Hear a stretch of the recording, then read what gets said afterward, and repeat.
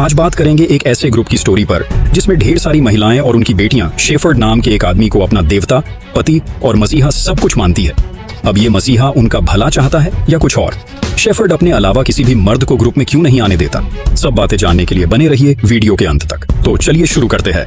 कहानी की शुरुआत बाहरी दुनिया से कहीं दूर सुनसान जंगल में मौजूद एक घर से होती है, जो शेफर्ड नाम के एक पोलीगामिस्ट द्वारा चलाया जा रहा है।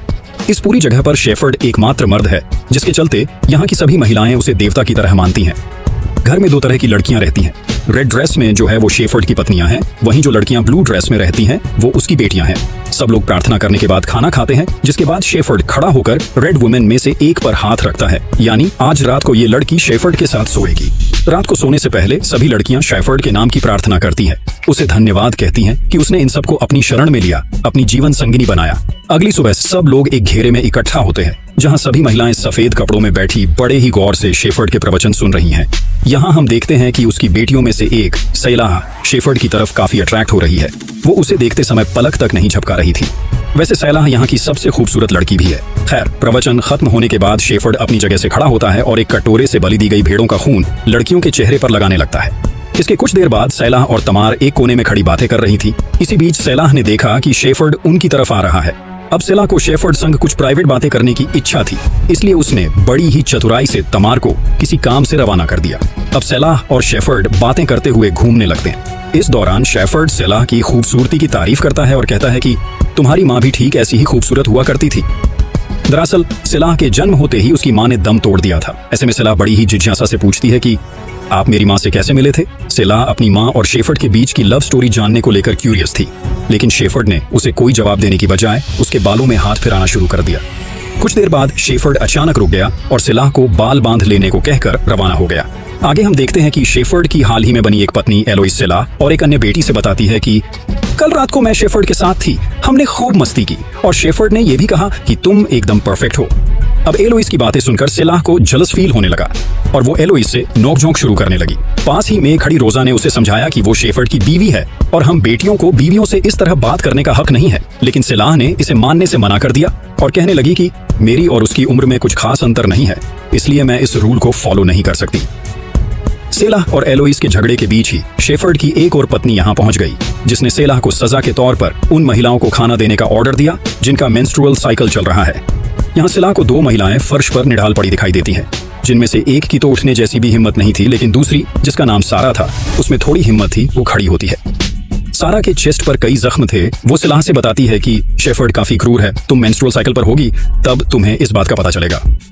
लेकिन सैलाह को उसकी बातों से कोई फर्क नहीं पड़ता और वो शेफर्ड को देवता समान ही मानते हुए चली जाती है।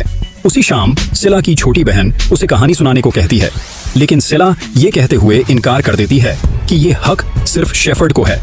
इसी बीच सैलाह खिड़की से बाहर शेफर्ड को देखती है, जो अपनी एक बीवी के साथ रोमांस कर रहा था। ये नजारा देख सैलाह को काफी जलन होती है, लेकिन वो कुछ कर नहीं सकती थी। अगली सुबह हम देखते हैं कि शेफर्ड की कुछ बीवियां उसे नहाने में मदद कर रही हैं। इसके कुछ ही देर बाद हम देखते हैं कि शेफर्ड की कुछ बीवियां सैलाह को भी नहला कर तैयार कर रही हैं।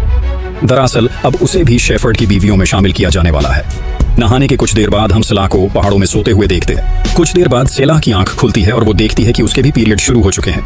सैलाह के साथ ऐसा पहली बार हुआ था, इसलिए वो कुछ समझ नहीं पाई और गुस्से में उसने एक भेड़ को मार डाला। घर जाने के बाद सैलाह पूरी रात सो नहीं पाई। ये देख उसकी बहन तमार उसकी बेचैनी की वजह पूछने की कोशिश करती है। सैलाह ने एक नकली कहानी बनाई और कहने लगी कि मैं जब पहाड़ों में सो रही थी तब एक डॉग ने भेड़ पर हमला कर दिया और भेड़ की मौत हो गई। मुझे बार बार बस वही नजारा दिख रहा है।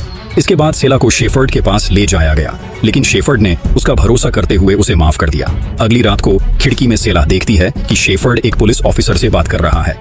उसने सुना कि पुलिस ऑफिसर शेफर्ड को जल्द से जल्द इस जगह को खाली करने की धमकी देकर गया है, वरना वो कोई कानूनी कार्यवाही करेगा।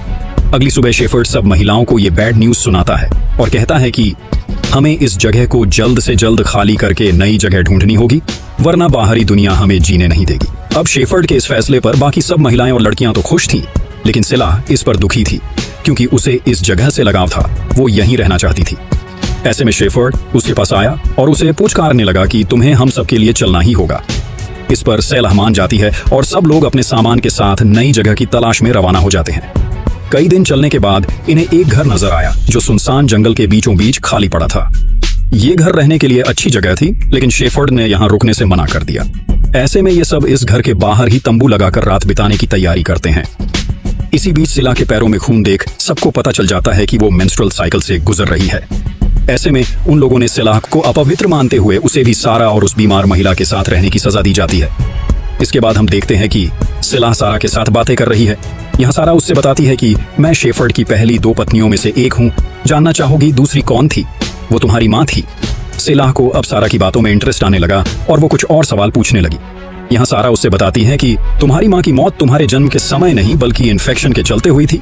हमने शेफर्ड से उसे हॉस्पिटल से जाने की बात भी कही, लेकिन शेफर्ड ने इसे उसके भाग्य की परीक्षा कहकर नकार दिया और इन्फेक्शन बढ़ने के चलते वो बेचारी मर गई। अब सिला उससे पूछती है कि जब आप इतना सब कुछ जानती हो तो यहाँ से चली क्यों नहीं जाती? इस पर सारा कहती है कि मुझे बाकी लड़कियों की तरह शेफर्ड पर बिल्कुल भी भरोसा नहीं है और न ही मैं उसे भगवान मानती हूँ।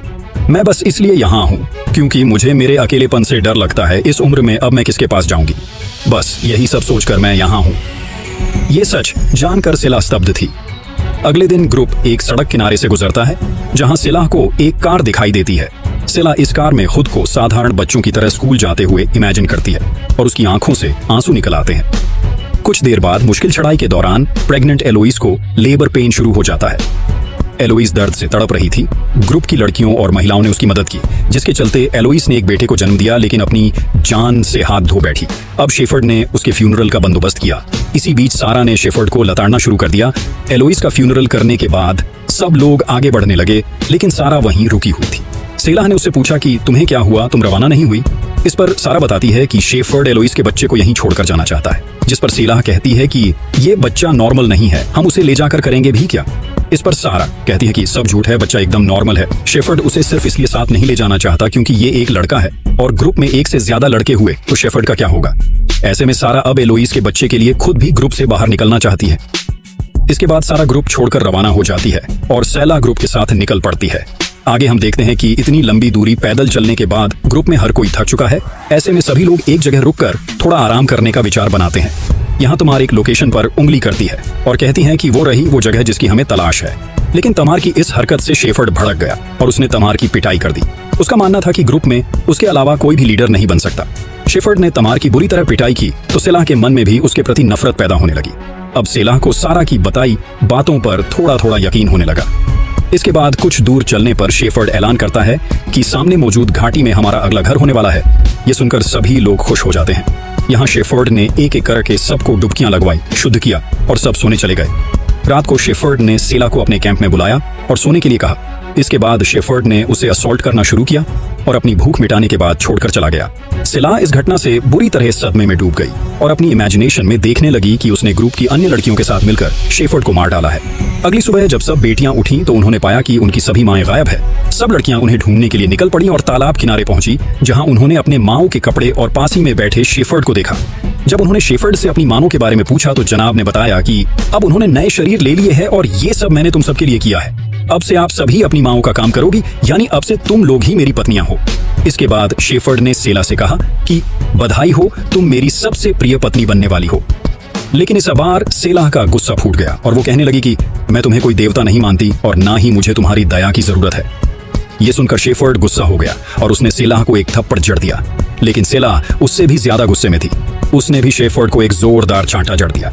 अब सीन शिफ्ट होता है और हम देखते हैं कि जंगल में लेक किनारे पुलिस को शेफर्ड की पत्नियों की लाशें दिखाई देती है। पड़ताल करने जब पुलिस वाले आगे बढ़े तो उन्हें शेफर्ड की भी बॉडी मिली, जिसे पेड़ से बांधकर सर में भेड़ के सींग लगा दिए गए थे। मतलब ये हुआ कि ग्रुप की सभी बेटियों ने मिलकर हिम्मत दिखाई और शेफर्ड को खत्म कर उससे अपनी आजादी छीन ली और अपनी माओं का बदला भी ले लिया।